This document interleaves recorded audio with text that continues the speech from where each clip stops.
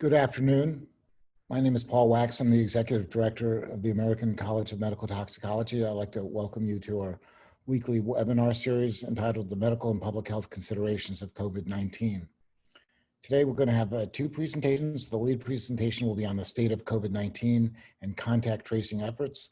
And this will be followed by an update from Georgia and the Georgia Poison Control Center regarding their local efforts in Georgia. Next slide, please.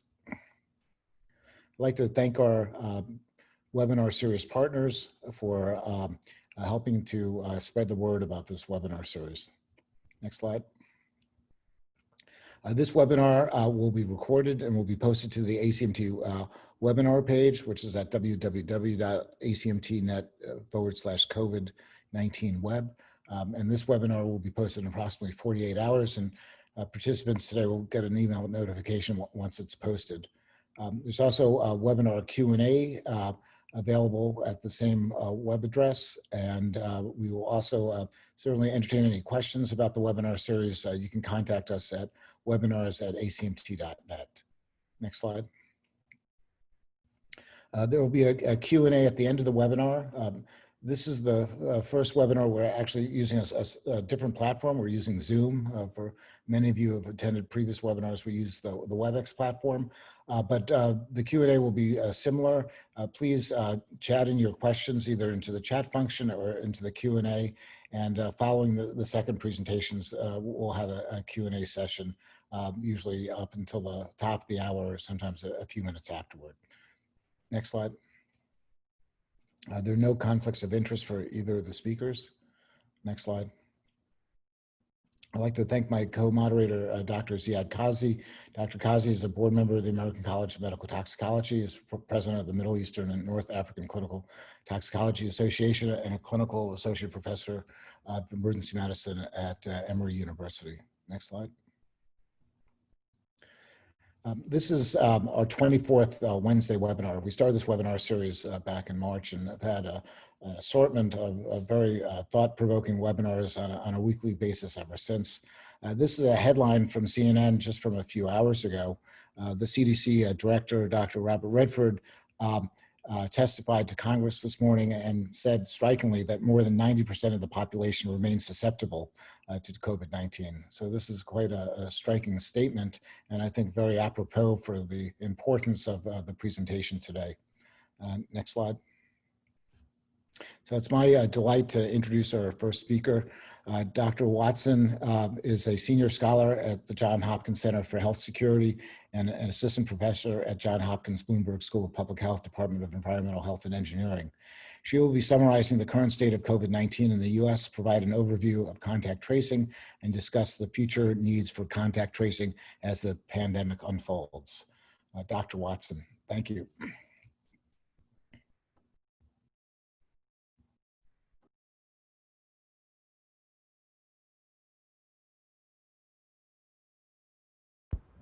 Sorry about that. My mute button was not showing up. Hi, thank you very much for the introduction. I will start the slides over here. I am very excited to join you today. Thank you very much for inviting me, and I'm anxious to hear your questions and have a conversation about the issue of contact tracing. First, I will give just a general update on the state of the pandemic, although I'm sure many of you are following along very closely, but to get us all on the same page, I thought that would be helpful. So I wanted to start out by briefly addressing what is still uncertain, what is our uncertainty in the science about this virus and the pandemic and how it's unfolding. So there are a few areas of still high uncertainty. The first is transmission locations. While we do have a better understanding of where transmission is happening, where it's a higher risk, we still don't have a great understanding of what is driving epidemics or outbreaks of this virus.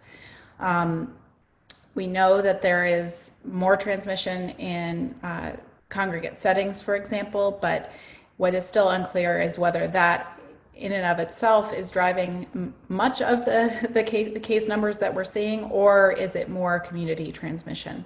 We need more data to better understand this, and some of that is going to come through contact tracing, which we can talk more about later. There's also still a lot of debate and uncertainty about transmission itself, the modes of transmission, as well as the activities where transmission occurs. So we do know that there are higher risk activities like singing, talking loudly in settings where people are close together.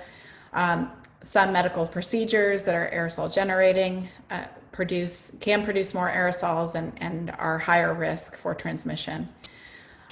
We also know that some people are actually super emitters of this virus. They produce a larger percentage of aerosols than others and can cause super spreading events.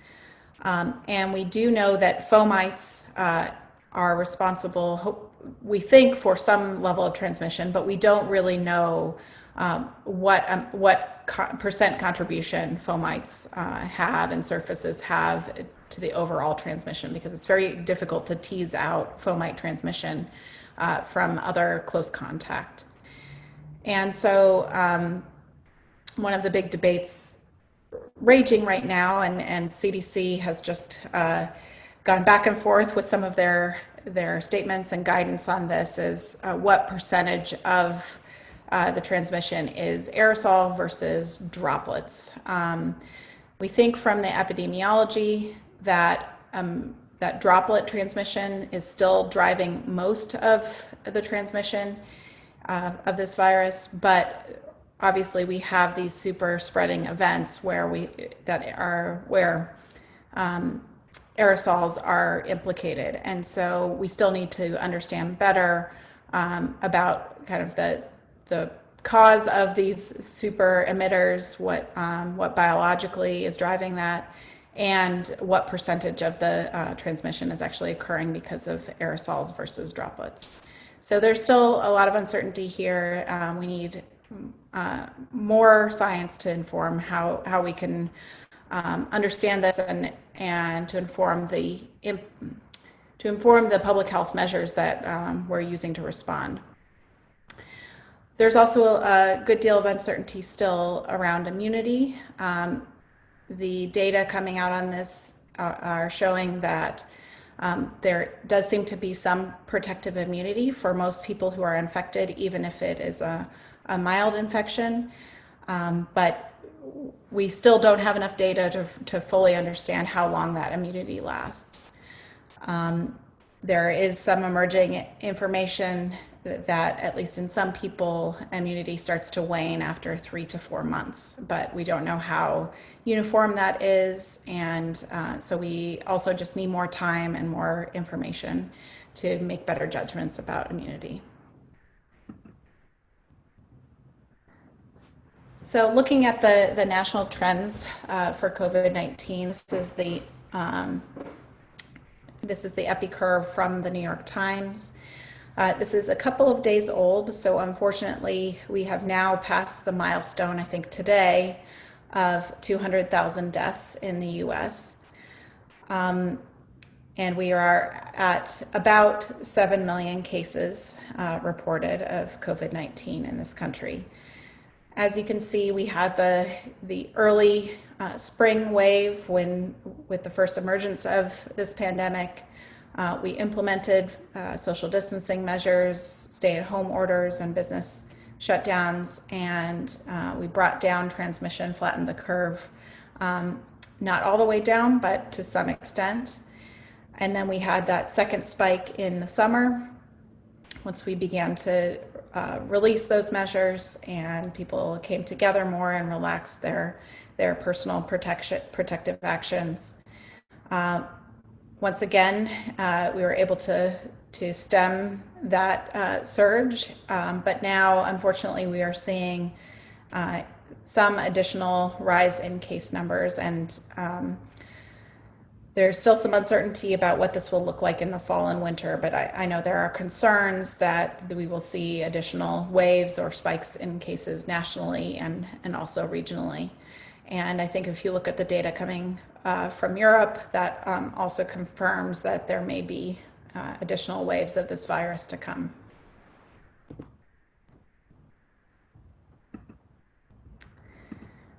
So to look a little bit more in depth at the current status, as you can remember from back in the spring, most of the transmission, most of the cases were coming from the Northeast and some of the Western states. And then the focus of the second wave of transmission really was kind of the Sun Belt, the southern states. And now what we're seeing is a lot more hotspots from the middle part of the country, the Midwest.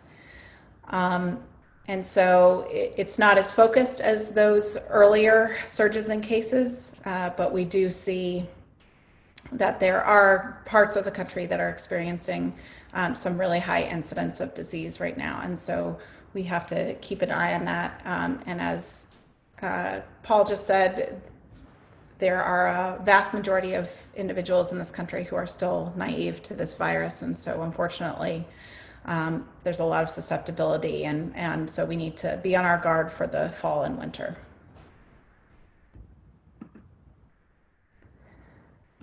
So this is another good indicator of what's happening in transmission and our public health response. This is from the Johns Hopkins COVID Research Center. This is looking at the test positivity nationally. As you can see, back earlier in the year, we had very little testing. And so we have seen a really impressive increase in testing capacity nationally. Over the summer, when we had a rise in cases, that capacity was depleted to some extent. We had long delays in return of testing results, and just some systems that were overwhelmed. So you see a bit of a dip in the testing capacity there. But now we're also seeing some additional types of testing become more available, so specifically antigen testing, in addition to the PCR lab-based test. And so we're seeing that there is additional rise in testing availability. And so if you look at the line in the middle of this graph here, that is the average percent positivity rate.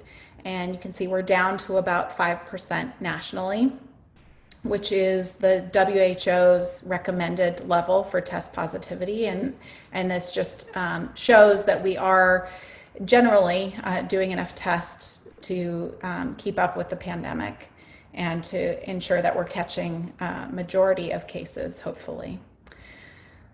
So 5 or below is the recommended level.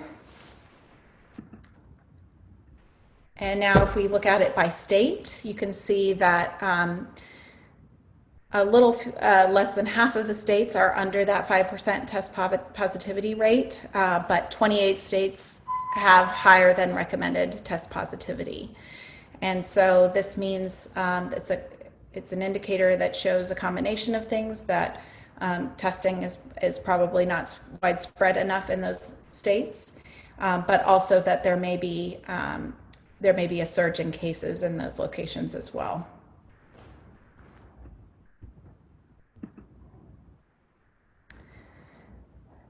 So I talked a little bit about what we don't know about transmission. There are some living and working environments that we do know are particularly high risk for transmission.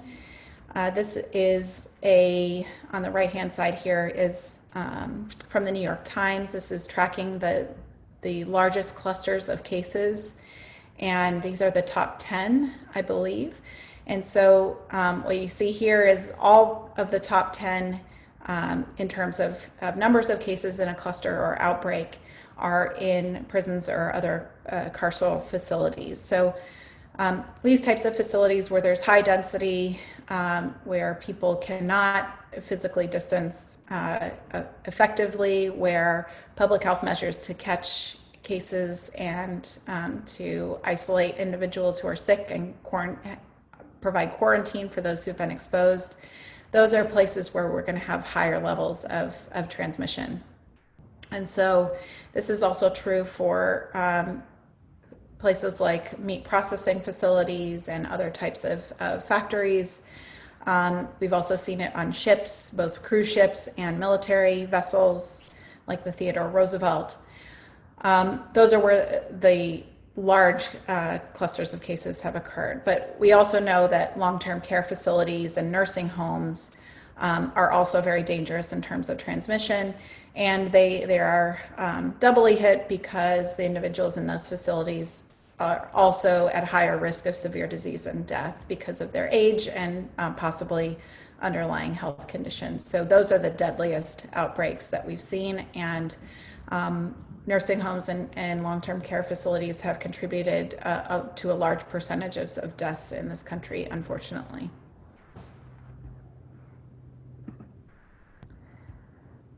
Another thing I think that is important to mention is that not all communities are affected in the same ways from this pandemic. We are seeing that communities of color in particular are disproportionately affected. So you can see here, this shows that Black Americans are about 3 times more likely to die from infection with the SARS-CoV-2 virus than white Americans, and that is there are similar rates for Latinx individuals and indigenous populations. And even Asian Americans are slightly higher risk here as well. So what this indicates is that we need to really target our public health measures to make sure that people of color have access to high quality health care, they have access to testing, they have support systems so they can stay home and isolate and quarantine if they are sick or exposed. And these resources are not being applied equally among our society. So this is something to keep an eye on and to strive to improve. And then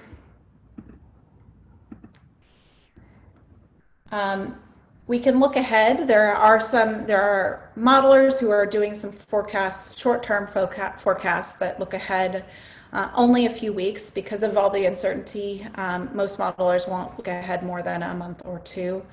But this is a good site from the CDC that kind of aggregates the different expert models that are being done to look at specifically deaths in this case.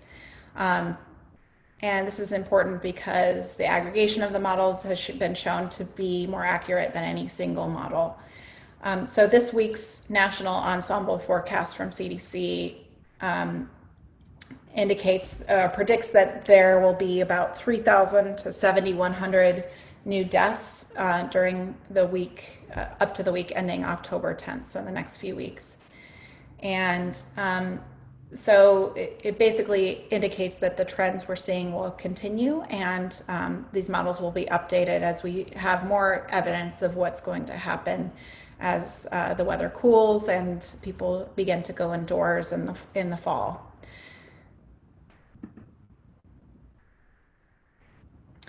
So this is leading me into basically more about the public health response, and we're going to focus on contact tracing in particular. But my colleagues and I put out this report back in April, which looked at kind of what we call the roadmap for reopening. What are the tenets that we should try to follow in response to this pandemic? And I think although that is a long time ago in COVID time, I think the principles here still apply. So we are in phase 2, basically within a gradual reopening where we're lifting measures iteratively, business restrictions. We no longer have these blanket stay-at-home orders. We are hoping that by December or early next year, we will start to move into phase 3, which is the application of a safe and effective vaccine. That will be a very prolonged process in that only a small proportion of the needed vaccinations will be available at the time that it is approved for use. And then we do need to pay attention to phase 4, which is rebuilding readiness for the next pandemic once we get through this, because obviously we're learning a lot of lessons that we should apply and make sure that we're in a better situation when the next pandemic hits. But now I will focus on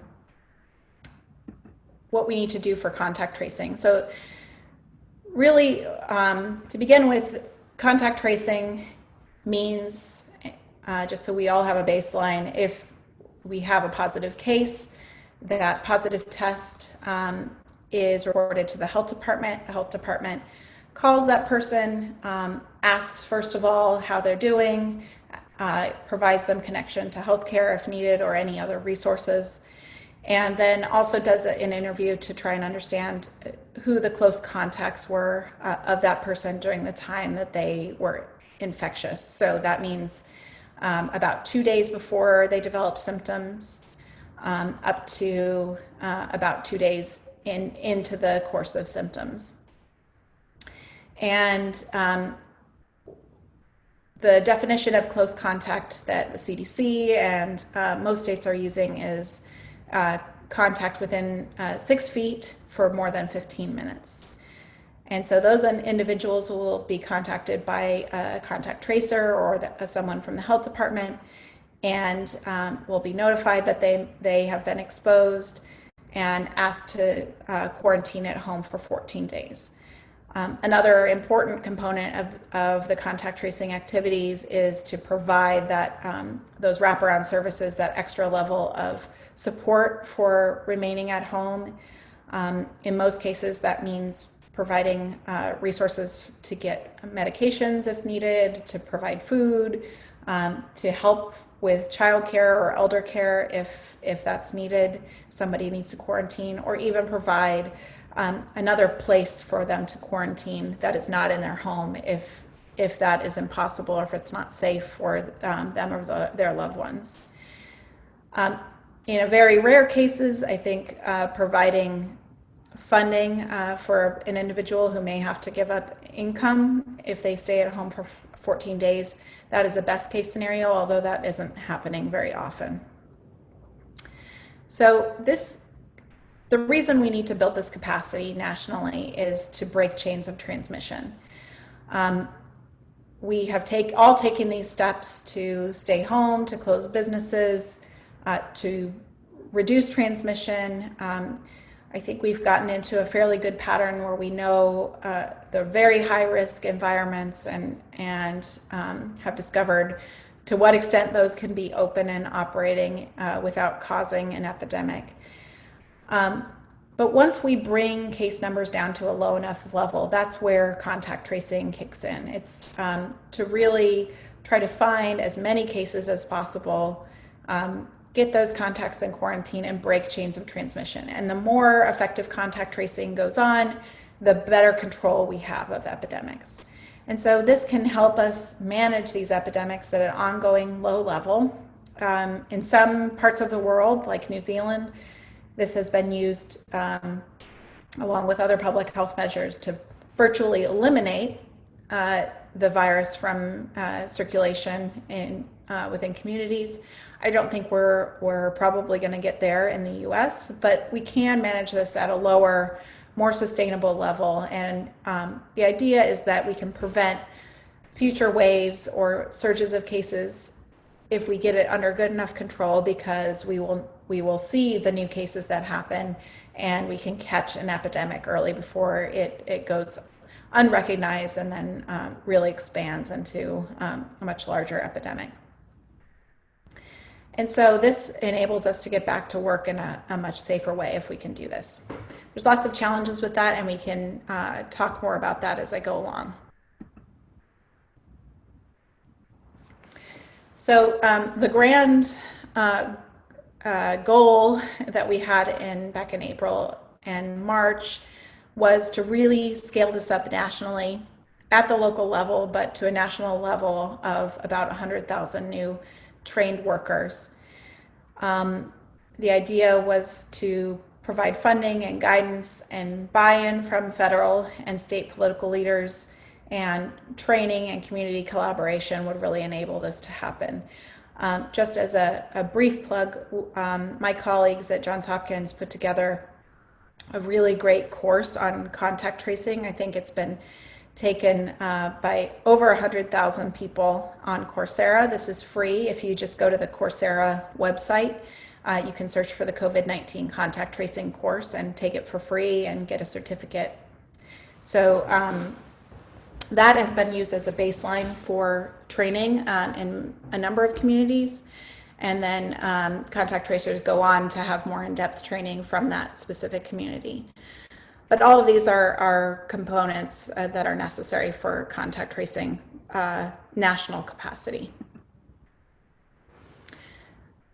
So I have, over the past several months, I've worked with NPR that has done, Selena Simmons-Duffin has done a series of really great surveys, and we're actually in the process of fielding a fourth version of this survey now to try and understand what states have been doing around this.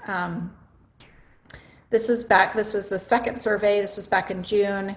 At that time, there were about 37,000 contact tracers out of that 100,000 that was recommended had been hired across the country.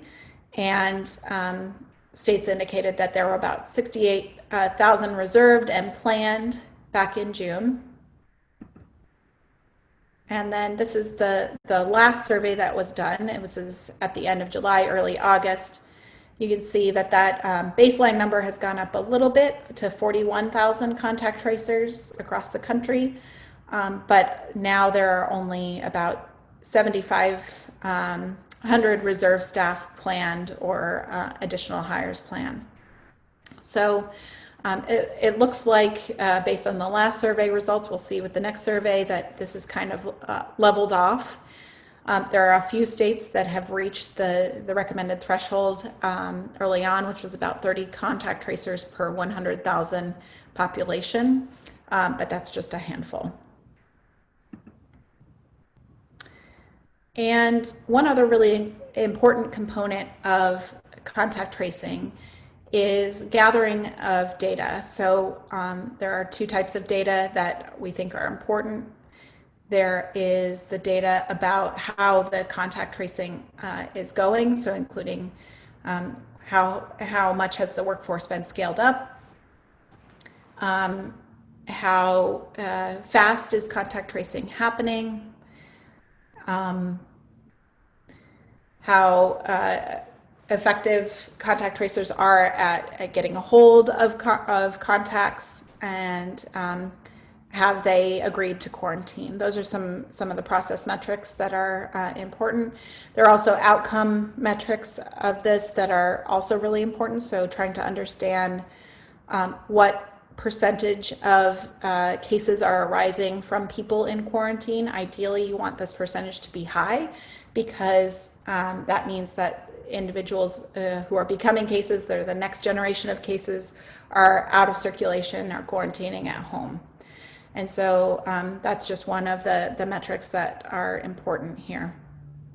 The other thing that is not directly related to contact tracing, but is something that can come out of case investigation and contact tracing, is trying to understand better where transmission is happening. As I said in the beginning, we still don't have a really granular view of where a majority of cases are occurring and why that transmission occurred. So these are all things that are important to be built into these programs.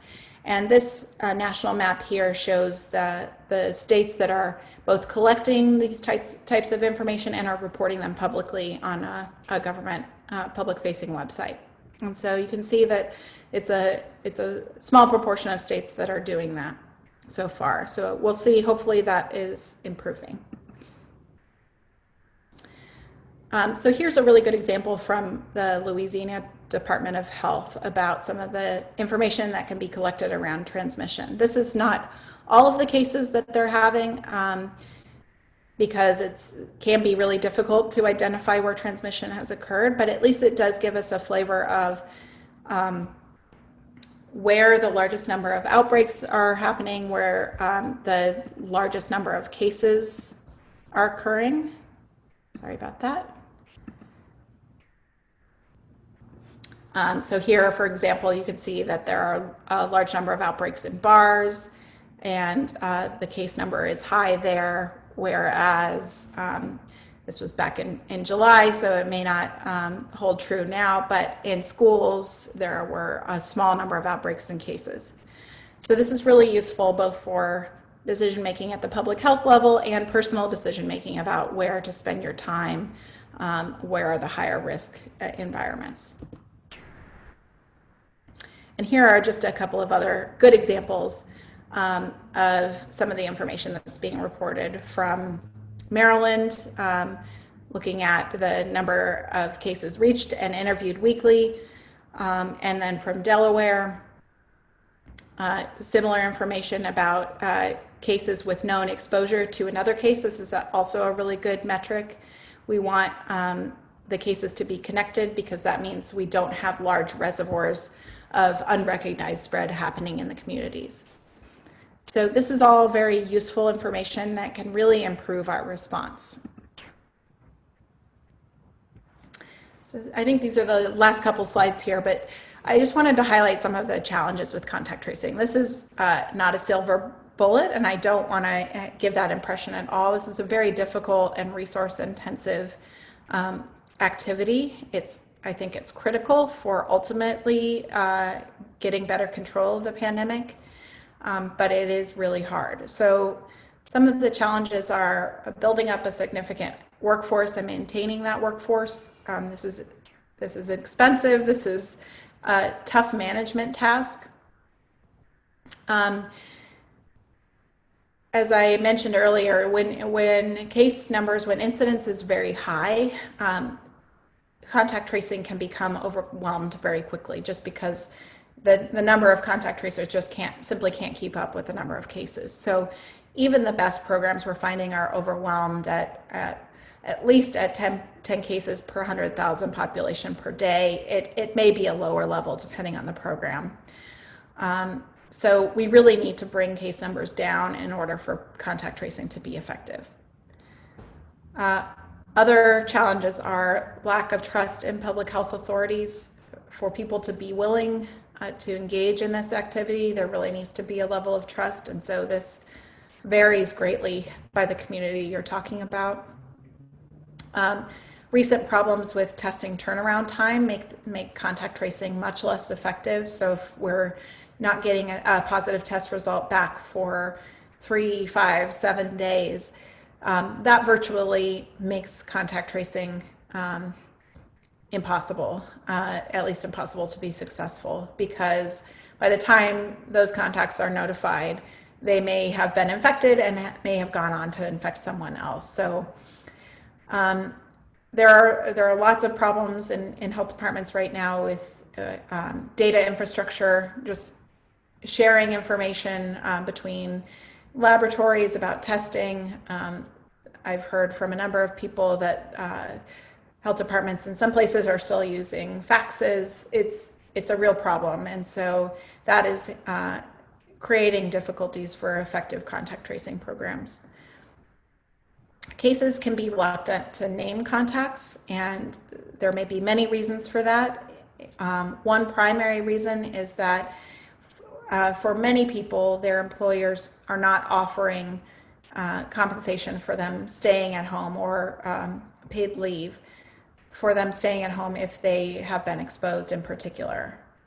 So this is a real disincentive for both cases to name contacts because they know their contacts may be asked to quarantine, or for people picking up the phone and engaging with a contact tracer. And so if contacts are not willing to quarantine, if they're not taking that ultimate action to stop the chains of transmission, break those chains, then contact tracing is in and of itself is not very effective. But one piece of good news, I think, is that there is some emerging evidence and some modeling studies. Here's one modeling study that shows that even a lower level of contact tracing can help to get better control, can really reduce the case numbers and ultimately deaths. This study in particular looks at no tracing versus 20% of tracing, and they define that as individual contacts who've been notified and are staying at home in quarantine versus 40% tracing effectiveness. And you can see that even at 20%, which is that solid line there in the middle, there is a big impact relative to no contact tracing. And so I think this is an important public health measure that we should be taking. It's not perfect. There are lots of challenges, as I just talked about, but it is a really critical component and can make a difference even with the imperfections. So I think with that, I will stop and field any questions that you have. Thank you. Thank you so much, Dr. Watson. This is going to be reserved till the end of the webinar. So if you don't mind standing by for the many questions that we already have in the chat window, please continue to send in your questions. In the meantime, we are going to proceed to our next speaker, who will give us an update from the front lines in Georgia. This is Dr. Stephanie Hahn, who's the director of the Georgia Poison Center at Grady Health System, Atlanta, Georgia, and who has been actively involved in supporting our state health department in various COVID-19 response functions, including contact tracing. So I think her presentation will be a really nice follow-up to your excellent presentation. Thank you. Dr. Hahn? Okay, thank you, Kazi. All right, so my objective is to describe the role of the Georgia Poison Center in the state's effort to trace contacts and disseminate important COVID-19 information during the current pandemic. So just a little intro into the Georgia Poison Center. We are the only certified poison center in the state of Georgia, in operation since the 1970s. We are one of 55 poison centers in the country, and we cover the entire state of Georgia, which has a population of about 10.8 million residents. We are located in Atlanta, Georgia. We're also considered a grant-funded department of Grady Health System. We're staffed by nurses, pharmacists, physicians, health educators, public health med secretaries, IT staff. We are managed by a whole bunch of directors, medical director, executive director, director myself, all board certified in toxicology, along with 7 medical toxicologists. And we have a very robust training program at our center. We currently run 3 fellowship programs at our center, one for physicians, one for pharmacists, and one for international postdoc toxicology fellows, as well as hosting plenty of nursing, pharmacy, and medical students throughout the year. Our mission as a poison control center is to medically assess, triage, and manage human and animal poisonings, and we do this 24/7. However, we have also been collaborating with Georgia's Department of Public Health for more than 2 decades in the triage and tracking of public health events. Initially, we started helping the state public health department with animal bite assessment and management by providing the consultation for rabies prophylactic treatment after an animal encounter. We do this through the Poison Center hotline. Eventually, we created a separate public health hotline staffed by our center, which provides a 24/7 gateway to the general public and healthcare professionals of Georgia on other public health related events or concerns or questions, such as foodborne illness reporting, restaurant food complaints. Our public health hotline now serves as a mechanism for healthcare professionals to report notifiable diseases to state epidemiologists. And we also manage other public health related calls such as mold in the home, mosquito complaints, blood or bodily fluid exposures. Our public health hotline even has a role in bioterrorism and mass casualty incidences if they occur in Georgia. Okay, so again, just in summary, here's a list of our services provided by my staff at the Georgia Poison Center involving 3 separate hotlines. Our center has had an extensive history helping our state's public health department with a variety of recent public health threats, such as H1N1, participating in active monitoring of international travelers during Ebola, disseminating info on Zika, and now with COVID. You know, poisoning has been recognized as a public health issue for a long time, and that was really one of our pitches to Department of Public Health years ago when we started establishing a relationship with them. You know, they quickly realized that with our current infrastructure and our staffing, that we would be an effective and an efficient entity to help them track and triage other public health events in real time. We already have a clinical staff in place. All public health related management and manuals and talking points are given to us by actual public health officials, and they train our staff on these talking points. So I feel like over the years, we've really proven to be a cost-effective partner for our Department of Health over the years. And we are certainly seen as an extension of public health in Georgia. Oh, okay. Forgot all those were in there. All right, there we go. So just to remind everyone a bit of a timeline on COVID. So January 9th, the HWO announced this mysterious pneumonia coming from China. January 21st was the first documented US coronavirus case confirmed in Washington state. Sometime in mid-March, the pandemic was eventually declared, and United States started issuing several international travel restrictions. The COVID-19 pandemic was first detected in Georgia on March 2nd of this year. It involved a father and son in Atlanta, Georgia. The father had just recently returned from Italy. The state's first death came 10 days later on March 12th. And as of September 20th, we have now over 300,000 confirmed cases. So that's approximately about 3% of Georgia's population. As of September 20th, we have over 2,700 hospitalizations for COVID so far in the state, and we are soon approaching 7,000 deaths. The staffers who answer calls for the public health hotline started capturing COVID-19 calls in January.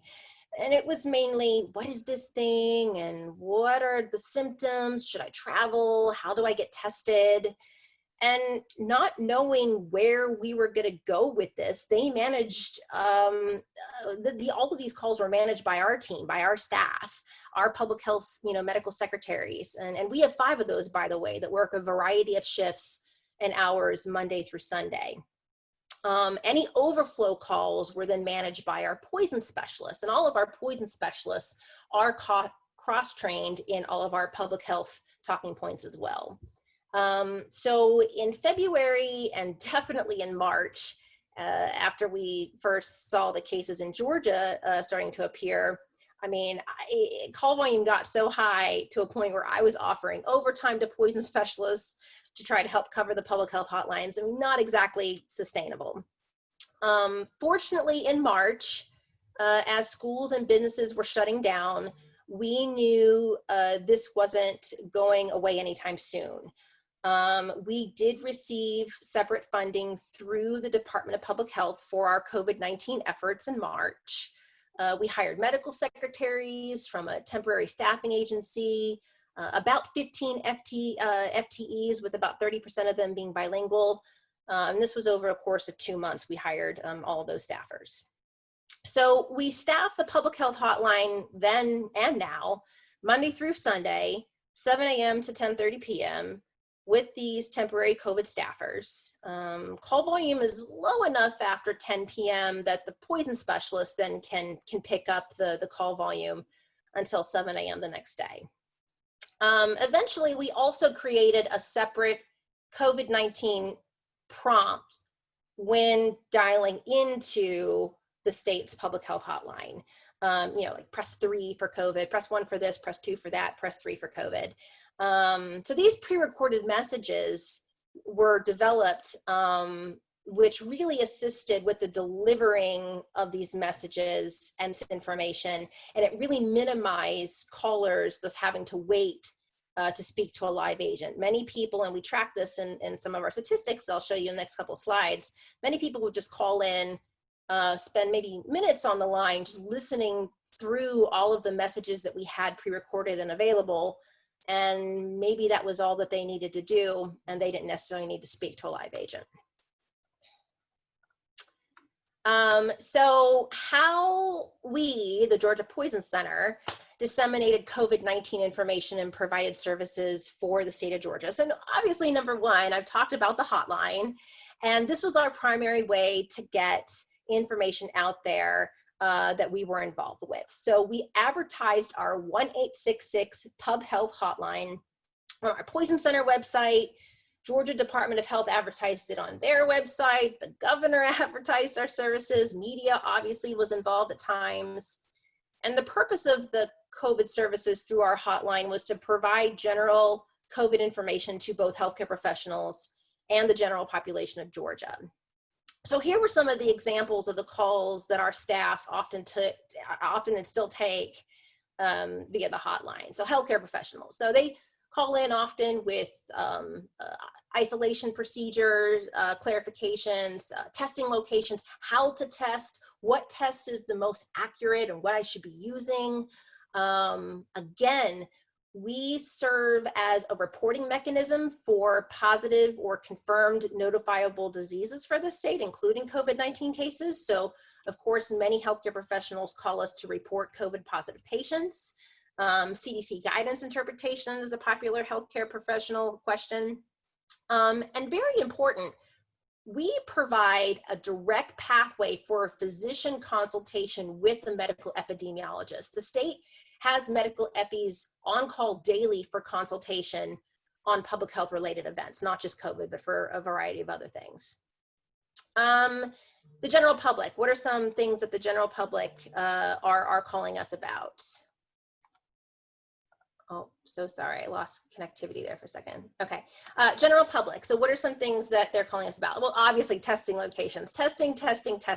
Probably the second most common question we get from the general public is, where are my results? I think everybody is aware that many locations in the country, including Georgia, including regions in Georgia, sometimes the testing turnaround time is not what you're told whenever you get your test. You know, you're maybe told 2 to 3 days. Sometimes it's been up to 7 to 10 days, depending on volume. So that's a very common question we get, and we try to help provide some information to our general public as to where to go next. Travel restrictions, mask hygiene questions. My staff, they are not the contact tracing investigators, but we still provide contact tracing assistance. And I'll show you what we do in the next slide.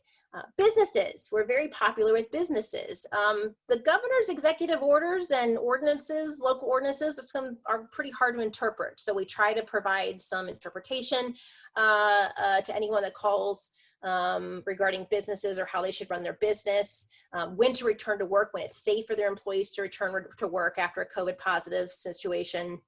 And then, you know, at times businesses or people will complain about businesses not being compliant, and we will provide them with information on how to file complaints. Another way that the Georgia Poison Center helps disseminate information was partnering with the Public Health Department and an app called Punch Alert, which is a push notification company to provide Georgians with the latest alerts, information, and recommendations from local government officials. We currently have over 7,000 subscribers to this system. So here are just a few screenshots of my own phone of what I see when I get a notification.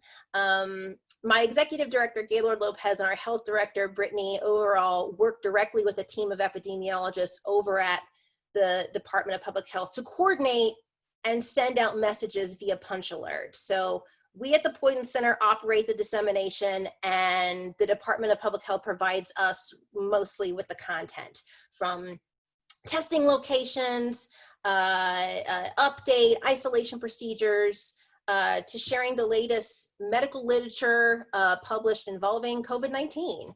So this has been a really exciting and innovative collaboration with DPH. It is free. It targets Georgia residents, but really anybody can sign up. And I kind of skimmed over this. Let me just quickly go back just to show, you know, if you go to our website, georgiapoisoncenter.org, you can get the instructions, you can download the app from there, from your favorite app store. And then if you just text one of the following phrases to 77297, you can subscribe to get messages that are, you know, directed mainly toward the general public regarding COVID, and they're available in either English or Spanish. Or if you're a healthcare professional, you can also subscribe to get things like the current medical literature out there or being published regarding COVID. Okay, so the public health staffers and the temps of the Georgia Poison Center assist with contact tracing with the state. So again, we're not the investigators, but after the investigation is complete and people have been identified to quarantine for 14 days, they are, as you know, instructed to call in their health status daily to the health department of Georgia. Preferably, they either respond to a text, yes, I am asymptomatic, or no, I'm starting to have symptoms, or they log in with their own computer to a personalized Google MTX link, and they can go ahead and submit themselves their daily reports. So Google MTX is the platform that is assisting public health officials in Georgia with their massive contact tracing effort. It's a personalized database that contains names, birth dates, location, health status of those that are asked to be in quarantine. So even if a person who has been in contact with a COVID positive patient who is not contacted by an investigator, they are encouraged to even go online to create their own Google MTX profile so that they can be traced. And of course, where we fit in again is if a caller doesn't have the ability to text, or if the caller doesn't have their own computer or have internet to be able to go onto the computer and enter in their own daily updates, they can call, hopefully they have a phone at least, they can call into our center daily 24/7 and report their status temps. And their temperatures and their symptoms to us, and then we can go ahead and enter it into Google MTX for them. Roughly about 30 to 40% of our calls daily into the hotline assist with contact tracing efforts. 30% of our calls daily require us to enter Google MTX to help with the contact tracing in Georgia. Okay, so training, real quick on training. It takes about 1 to 3 weeks of training. The Poison Center and the Public Health Department developed a COVID-19 manual, which contains scripts and contact numbers and guidance on documentations. It's about 70 pages as of September 20th. It was 3 when we started. The Poison Center also developed years ago an intranet to provide a variety of services for both poison and COVID specialists. And we went ahead and uploaded these manuals and quick sheet references in case people want those resources electronically. The Poison Center directors also hold weekly meetings with the Department of Public Health to chat about operation, funding changes in protocol, and then those updates get disseminated down to the specialists via spot lectures or training events. We may even hold day-to-day meetings with the COVID-19 staff just to answer their questions and concerns about any new or current talking points. So here's our call volume. Here's a graph of our call volume over the last 9 months. All public health calls must be documented in our Poison Center's electronic medical record. The orange represents all public health related calls and charts that were created, like mold calls, restaurant complaints, COVID calls. The green line represents just the COVID charts that were created. In March, again, is when we created the COVID queue for our hotline. So again, press 3 for COVID related questions. So the white line represents COVID calls. And as you see, that white line is always just a little higher in call volume compared to our chart lines. Again, people just may call in and listen to pre-recorded messages without needing to speak with one of our members. So the call trend here over the last 9 months is kind of similar to our spikes in COVID cases in Georgia and maybe even nationally. Like we had a spike of call volume before the lockdown, that makes sense. A lot of questions about schools and businesses. It was kind of quiet during the lockdown. That kind of also makes sense. Everyone was home, no one was doing much. And then it peaked again during the summer months when we had a spike in COVID confirmed cases in Georgia. So my last two slides, challenges, obviously variable call volume, unexpected call volume, making sure that we're appropriately staffed for the call volume that may change or whenever it's quiet. The changing guidelines and often hard to interpret executive orders are always a challenge for us, trying to stay on top of the most current information. Employee attrition, anyone who's worked with temps in a temporary agency, everyone knows how hard it is to keep temps. Temps leave, often give little notice. The time it takes to train these folks, again, is about 1 to 3 weeks. And my goal was always to try to keep 13 to 15 FTE staff at all times. So I've held so far 8 total training sessions over the last 6 months. And then we've worked with a lot of laboratories over the United States that don't really know our specific policies and procedures for reporting. So that's always been a challenge, working with a lot of out-of-state entities and companies and reporting mechanisms to making sure that we have the most correct information to then start contact tracing investigation. And then operating while socially distant. So here's a pic of our call center again on the bottom, but off to the upper left-hand side is our HQ2. We just finished finishing touches on our headquarters number 2 to try to help with the socially distancing requirements that we even have in our own center. All of our poison specialists are teleworking 100% of their shifts, but the temps are not. So the temps are taking up all of the poison center, call center desk space. And so fortunately with our friends over at Clayton County Health Department, we've built an additional 8 desk space area there. And this is now the home office for 7 of our COVID temp staff. Again, just trying to spread out and be distant. Finally, and thank you again for listening to this presentation. So look, I think we've all been told that COVID's not going anywhere. Looking into the future, the Georgia Poison Center will continue to staff the COVID-19 queue of the 1866 public health hotline well into 2021. We will continue to collaborate with Georgia Department of Public Health on updating COVID talking points and highlighting the services provided by the state. We will continue to assist with testing efforts, laboratory data collection, interpretation of updated health guidelines and executive orders of Georgia. And we are definitely preparing our manuals and talking points to include COVID-19 vaccination. And we'll definitely assist however way we can with widespread vaccination programs that will likely and hopefully be available throughout the state of Georgia, maybe in sometime 2021 or 2022. Hopefully, fingers crossed. So this concludes my presentation for the afternoon. Please reach out to me if you have any questions regarding our COVID-19 efforts in Georgia. And I thank you. Thank you, Dr. Hahn, for a great presentation that complements really well the first presentation. We have many questions in the queue, and we will have to stick around till 4:15, I believe. So we appreciate your patience and sticking around if you can to go through as many questions as possible. I will go ahead and turn it over to Dr. Wax, and then I think we'll both of us try to tackle all of the questions in the chat. Dr. Wax? Great. Well, thank you very much to both Dr. Watson, Dr. Hahn for 2 excellent presentations. I just have a couple questions at the outset for Dr. Watson.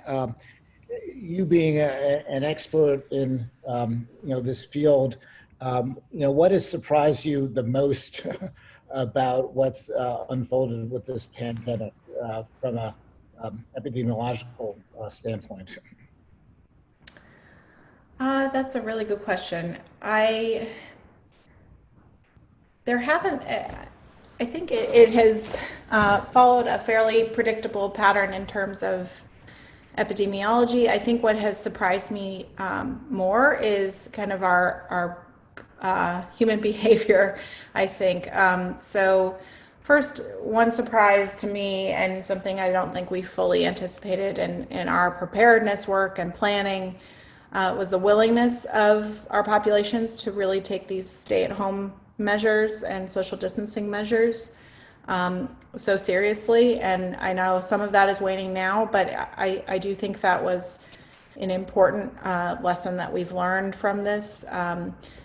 It's not the ideal way to manage a pandemic, but you have nothing else. It was surprising to me how many people were willing to take those measures so fully.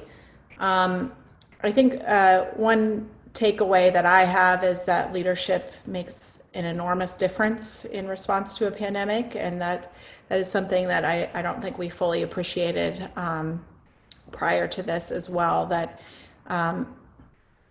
encouraging use of a data-driven response and building public trust is really, really key for a successful response. And we've seen examples of where that has happened, and there's been better control of the pandemic versus when it hasn't, that there has been a lot more transmission and unfortunately a lot more deaths. So I think those are the two surprises and big takeaways for me.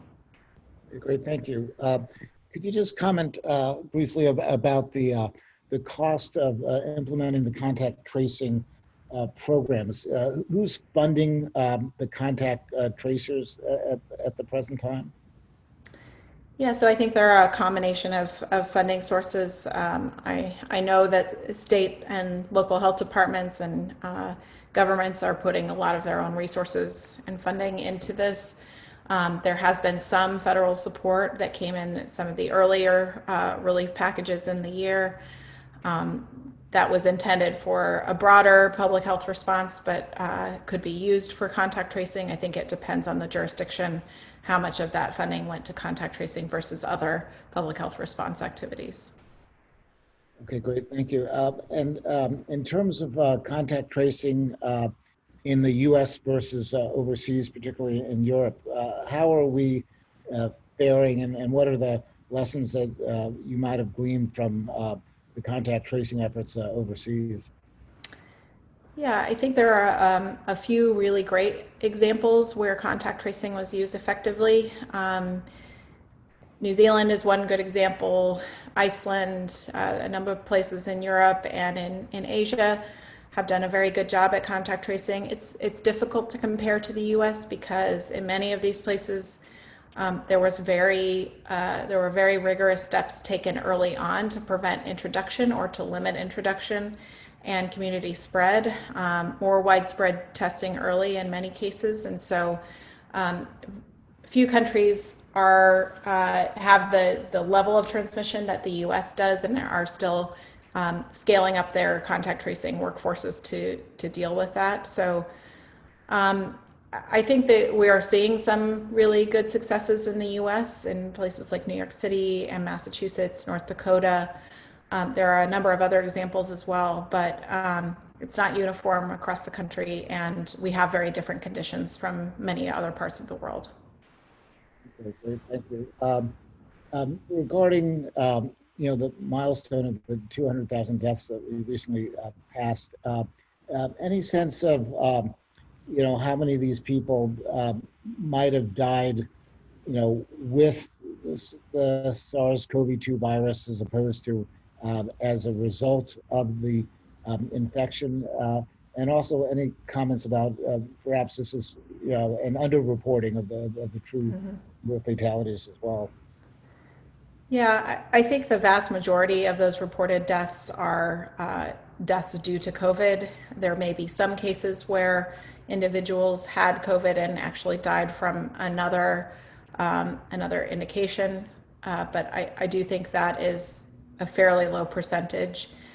What we do see are that there are a large number of deaths that are basically not attributed to COVID, but are excess above the deaths that we would see in a normal year. And so we also think that a vast majority of those are also because of infections with COVID-19. Some of those may be people who were unable to get care because they either couldn't access care for other diseases or heart attacks, things like that, or they did not want to access care because they were nervous about COVID. So there's a combination there, but we think that there is actually a vast undercounting of COVID deaths. Okay, great. Thank you. Are you familiar with much data about the transmission in terms of people flying commercially and the transmission of COVID? That's a good question. There was just a paper that came out on this that looked at the overall estimated number, but I haven't reviewed it yet. I do think that there are conditions. Obviously, it's a high risk activity because you're sitting on a plane in close proximity with many people for an extended period of time. The positive there is that there is a high air exchange rate, which can reduce the risk of infection. And so I don't think it's a main driver of infection, but I'll try to find that paper and send it to you so you can circulate it. Okay, thank you. Okay, well, let me turn this over to Dr. Kazi for some additional questions.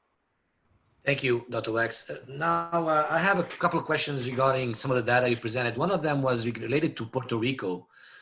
In that table where you looked at the positivity rate, it seemed to be 100%. Is this correct? The test positivity rate for Puerto Rico is 100%.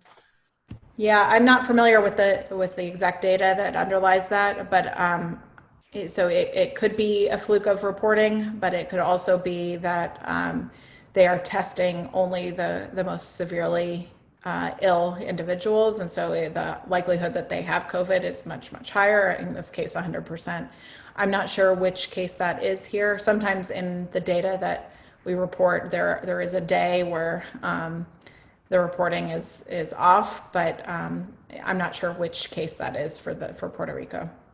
Thank you. And then regarding the turnaround time for the tests, many public health experts have really been very vocal about the importance of rapid turnaround times. In your opinion, what is the threshold where a turnaround time is too long for contact tracing to make a difference?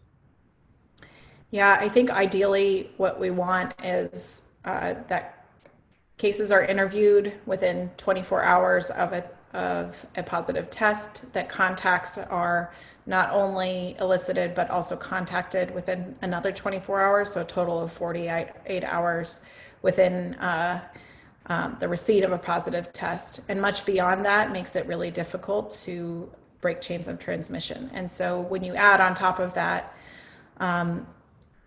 more than 24 hours or 48 hours for a test result, then it really becomes so much less effective. So I think that the goal is for 24-hour turnaround time for test results. 48 hours I think is still acceptable. Anything beyond 72 hours I think makes contact tracing much less effective. Thank you. And then regarding the, you showed some compelling data regarding the racial and ethnic differences in mortality. What do you propose in terms of actions that could mitigate this risk in some of these vulnerable groups? Yeah, so there are a number of things that I think can reduce risk. So first is workplaces providing paid leave to individuals, and governments pushing for workplaces or providing resources for workplaces to do this, because a number of people who are working in these frontline jobs often tend to be people of color, and so they are at much higher risk just because of their work environment. So that's one of the first things. Then I think being strategic about testing resources and making sure that those workplaces offer testing, that vulnerable communities have really ready access to testing without the need for a physician providing a referral, for example. Just increasing access for testing so people can understand if they've been infected. And then also providing better access to healthcare early on, so that people aren't waiting until they're really sick to access care. This is a tougher thing to do. It's hard to fix in an emergency, but I think the combination of these measures are all really important to reducing the impact on vulnerable communities. Thank you. I'm going to ask maybe a little bit difficult question. One of our members has asked really your opinion or your optimism regarding the feasibility of contact tracing. And in his opinion, it's really difficult to accomplish and maybe futile. Would you like maybe to comment on that? Sure, and I can understand that pessimism because it is very difficult. But like I said, I don't think that it only makes a difference if it's being done perfectly. I think it does make a difference even at fairly low levels. I do think an important takeaway, though, is that we can't rely only on contact tracing. And I think in a number of cases, political leaders have kind of put the onus on contact tracing or the blame on contact tracing for not controlling epidemics when that's not reality. So what we really need to do is take these other public health measures, individual measures to reduce transmission, population level measures to make sure people aren't putting themselves in risky situations where transmission can occur, to bring those case numbers down to a manageable level. Once that happens, we've seen many examples across the world that contact tracing there can make a difference in managing the pandemic in an ongoing way. So I don't think it's futile. I think the situation in the US right now is very frustrating. But we are seeing glimmers of hope in some parts of the US. It's just basically what level of resources and commitment do we want to put towards this activity nationally? That is the open question. Now, we have colleagues and friends in different parts of the world, like Southeast Asia, that they've used some technology tools for contact tracing. Can you comment on those? Are those more effective, and why are we not doing those in the U.S.? Yeah, so this is really a new thing for public health. Before COVID-19, for the most part, this wasn't a tool of public health, was to do digital contact tracing. There were digital tools to help contact tracers, but not this, what people are probably most familiar with, which is exposure notification, which is the Google-Apple partnership. And so it's in the process of being taken up. It's in the process of being researched to try and understand its effectiveness. We don't really know how effective it is yet. In the US, there hasn't been much uptake of this because the Google-Apple approach to digital contact tracing or exposure notification doesn't provide information to health departments. It allows someone who has the app to notify their own contacts, and those contacts can then choose to quarantine or not. So it doesn't directly aid contact tracing. And so, and the onus has been put on health departments to develop their own apps up to this point, which I think generally they haven't had the resources for. So it hasn't been widely adopted in the US. Now, Google and Apple have introduced a new approach where an app development is not necessary for a state to adopt this. And so I think we may see additional states. In fact, a handful more states have now announced that they will be employing one of these exposure notification tools. So we'll have to continue to gather evidence. The way I see it is that it is possible that it could add additional benefit onto what contact tracers are doing already. I don't think it takes the place of manual contact tracing.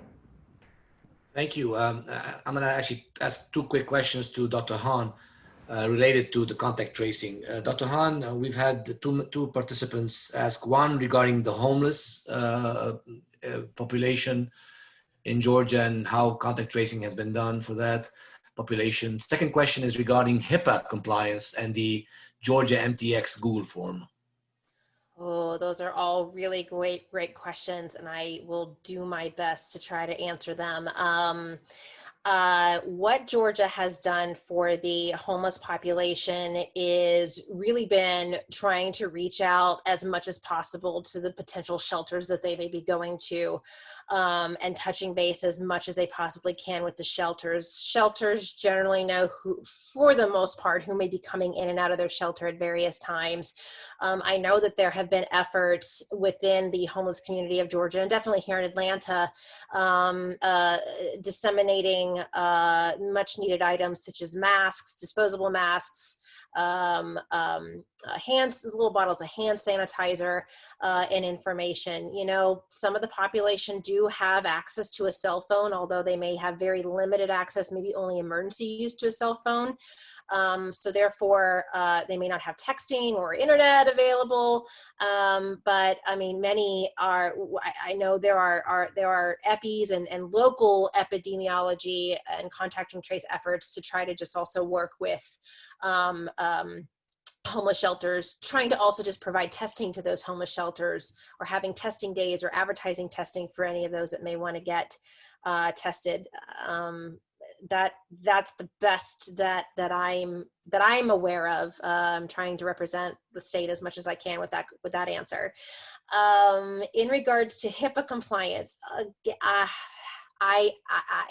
I'm not sure. I unfortunately don't know the full ins and out of Google MTX when it comes to HIPAA compliance. I have to assume that it's password protected, and it is all the information stored, I believe, on local servers that the state has full control over.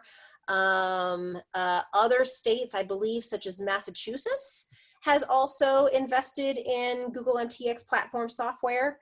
And it's Google run, so the encryption and the password protection of it is very similar to other Google services that are heavily password protected. Things need to be updated. Passwords need to be updated every 30 days or so. Again, we all get training from the state on exactly how to use it and how to enter the database. It is also monitored by people at the state, I believe, to make sure that the database is being used appropriately versus inappropriately. Thank you, Dr. Hahn. I'm turning over to Dr. Wax for the sake of time, if he wants to ask a few more questions and conclude. Dr. Wax, thank you. Great, thank you. Well, I just really have a final question for Dr. Watson. You know, the majority of the folks on this webinar are healthcare professionals. You know, there are others as well. You know, folks that are often traveling, getting on planes, going to restaurants, going to the gym.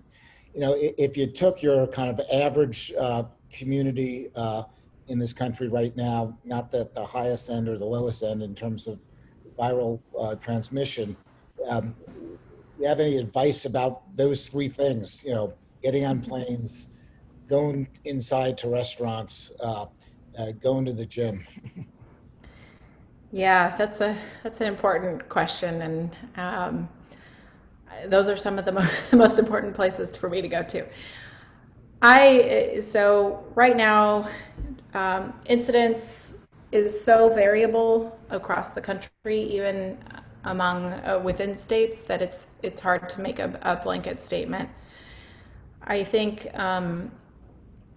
if you want to look at the incident in your local area or your state, that looking for an incident rate per day of 5 cases per day per 100,000 population or lower is what we're aiming for. Lower than that is even better. I think 3 or even less than 1 is the goal that's just been put out from the White House. I personally, I am in probably one of those places where you would say kind of is in the middle, which is Maryland, and I am not comfortable actually doing any of those activities currently because we've seen a lot of transmission, particularly in restaurants, eating indoors, and I think all of those environments are tough. If you have to travel on a plane, that's obviously a risk you're going to have to take, but I have advised my family to try and quarantine after that, or at least get tested 3 to 5 days after travel. So I think we're still at a place where there is a significant amount of community transmission, and so those things are not very safe at the moment. Well, thank you very much, particularly for your frank comments there. Next slide. Again, I'd like to thank both of our speakers for two really outstanding presentations. This has been recorded and will be put up on our website within a couple days or so, and everyone will get notifications and with the link once it's uploaded. Also, we'll try to sort through some of the questions that did not get answered today and see if we can provide some responses to those as well. Again, if you have any questions about the series in general, we welcome the feedback, and you can contact us at webinars@acmt.net. Next slide. We'll be continuing this weekly webinar series. Next week, we have Dr. Ann Wiley, who's a research scientist at Yale University, and she's going to be talking about the latest in saliva testing, which is a new approach now to testing. We'll also have an update from the front lines in Lebanon, in the Middle East, and have two speakers talk about their experiences in Lebanon. Next slide. Our full program since March has been preserved, and this prospectus provides a guide to all the webinars we've had over the last 25 weeks. They're all available for listen to on our website, and including the slide decks for each presentation and various FAQs. At this point, I'd like to thank everyone again, thank the excellent speakers and all of you for attending, and have a good day.